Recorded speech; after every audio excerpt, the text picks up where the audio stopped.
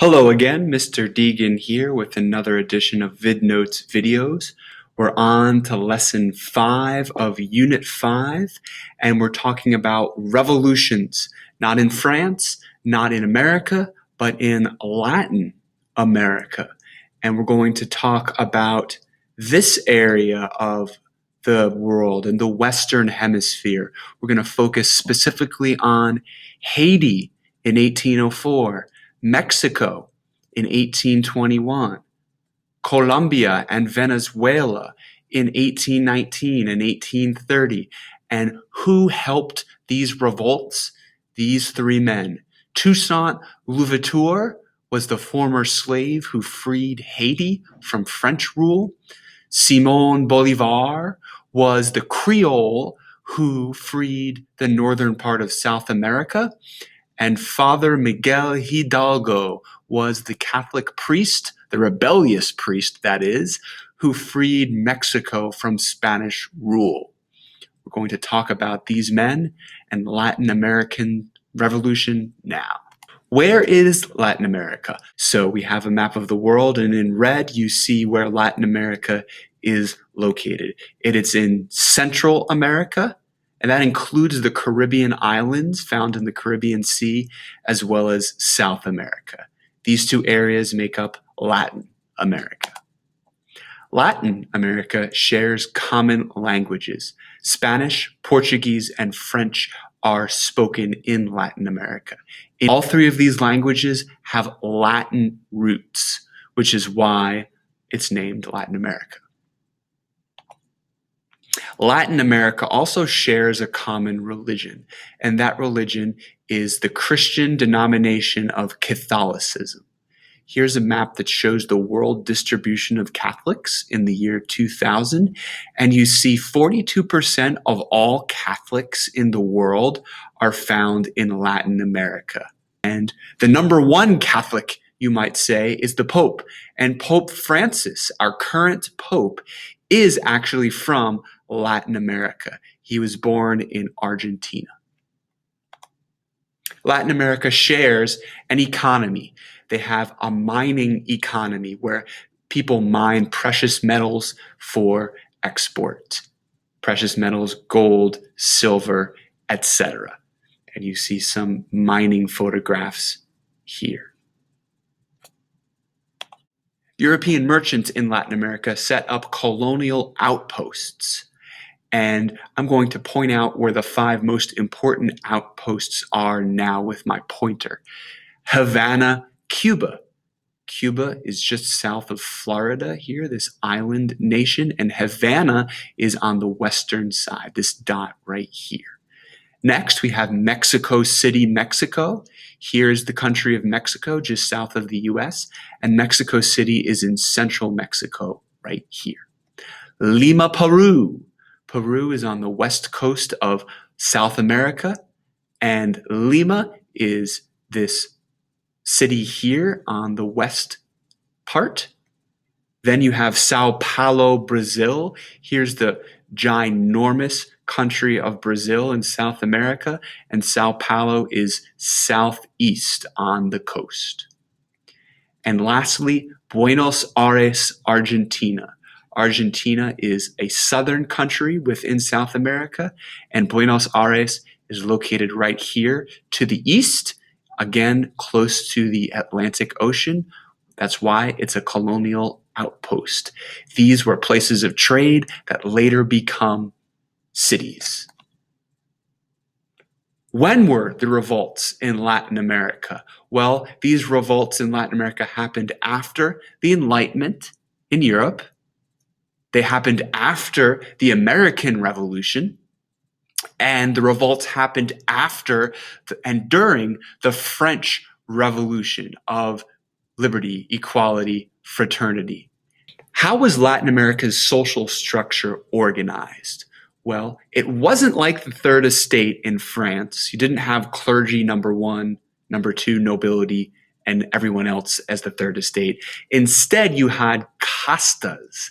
And casta is a Spanish term for mixed race people who appeared after the arrival of the Europeans. Latin America is a very diverse and mixed population. Latin America had a rigid meaning not flexible social class structure based on ethnicity. So here are the four major castas. First, we have the Peninsulares. The Peninsulares were born in Europe and held the highest offices in government in Latin America, and they were called viceroys, these high office positions. And they made up only 0.1% of Latin American population. Next, we have the Creoles, and they were born in Latin America to parents who were from Europe. And these made up about 23% of Latin American population. Then, further down the social ladder, you had the mestizos.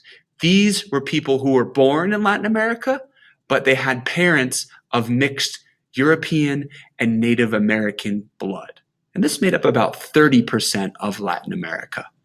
Lastly, on the social ladder, you have the mulatto. And the mulatto was born in Latin America, but they had mixed race parents, parents of both African and Native American ancestry. And they made up about 15% of Latin American population. And the structure was rigid. If you were a mulatto, you could not hope to hold high government office and become a peninsulare. You were born in a certain casta and you stayed there for life. Let's talk about some specific revolts. First, in the island nation of Haiti. Where is Haiti? Let's look at our globe here. Haiti is a tiny island in the Caribbean. You see, it is the western part of an island known as Hispaniola. Oh, that's where Christopher Columbus explored. Haiti is the west point here. The revolt in Haiti went from 1791 to 1804. Until 1791, it was a colony owned by France, and a former slave named Toussaint Louverture led a successful slave rebellion in 1791. Here he is. He was called the Black Napoleon because he idolized Napoleon Bonaparte as a leader. Haiti abolished slavery in 1798, and it won independence from France in 1804. Toussaint led these slaves. He defeated the armies of three major European powers, Spain, France, and Britain. And more lives were lost during the Haiti revolt than any other revolution in Latin America. Let's talk about Mexico. How did Mexico in Latin America win independence from Spain? The Mexican independence movement lasted from 1810 until 1821, and the leader of that movement was Miguel Hidalgo. Here he is. He was an angry, rebellious Catholic priest. And he was born to a Creole family in Mexico, so he is not in the highest social class. His father was a hacienda manager, meaning a slave driver, and Hidalgo was educated at the University of Mexico. He learned Latin, Nahuatl, which is a Native American language, and French. And he read the French Enlightenment works and was inspired by them. He read what was forbidden by the Spanish Catholic Church. That's why he's called rebellious.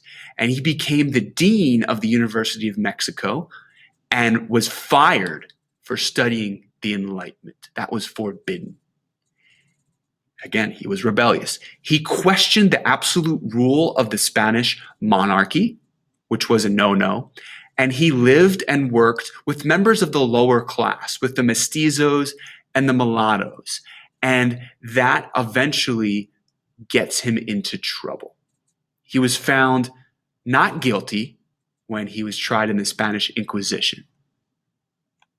What are the causes of this Mexican independence movement? Spanish mercantilism, there's that M word. Spain exploited Mexico for her labor and resources, and also drought and famine in Mexico. A lack of rain led to a poor crop, which meant there was less food, and Spain refuses to release stores of grain in Mexico. This causes the lower classes especially to get angry. When you're hungry and you don't like your ruler, you tend to revolt. Just like in France, this is what happens in Mexico. Miguel Hidalgo gives an impassionate speech in Dolores. It's called the Grito de Dolores, the cry of Dolores, Mexico. He holds a Catholic mass for 300 people and encourages these people to revolt against the viceroys in the name of Catholicism. And unfortunately, Hidalgo is caught and he is eventually killed by Spanish forces. But it is his example that leads Mexico to independence, eventually getting that in 1821. From Mexico to South America. How did South American countries win independence from Europe? One man led the charge. This man, Simón Bolívar, nicknamed the Liberator. Liberate, to free. He was a Creole. He was of mixed ancestry who led efforts in North South America. He led independent efforts in both Colombia in 1819 and Venezuela in 1821. And these two countries in northern South America are outlined in green. Simón Bolívar, the Liberator, leads South American independence. How does the U.S. respond to Latin America's revolutions? In 1823, President James Monroe shows his support for a free Latin America. He does that by introducing the Monroe Doctrine. President James Monroe is the 5th president of the United States, and he is from this area. He lives right next to Thomas Jefferson in Charlottesville. So Monroe's doctrine is important, and we have a local connection to it. Here's Monroe. Here's a picture of his doctrine. Monroe basically says to Europe, you must allow North America and South America to be free and independent.